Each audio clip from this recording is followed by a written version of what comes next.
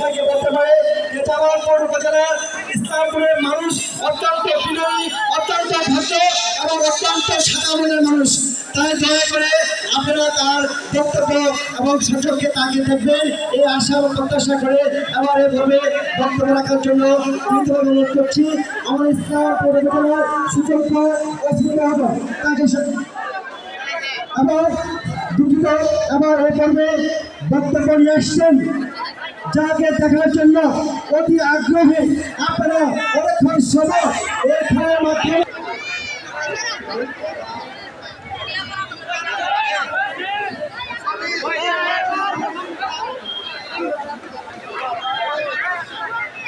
এই এলাকায় এসে সবচেয়ে বেশি ভালো লেগেছে একটা জিনিস। আমি প্রথমে জিজ্ঞাসা করেছিলাম যে এই টুর্নামেন্টে কোনো বিদেশি প্লেয়ার খেলে কিনা। বাংলাদেশের আমি যেখানে টুর্নামেন্ট করছি প্রায় জায়গায় দেখা যায় যে টুর্নামেন্টের মাঝখানে বিদেশি প্লেয়ার হায়ার করে নিয়ে আসছে, কিন্তু আমি শুনলাম এখানে কোনো বিদেশি প্লেয়ার খেলছে না।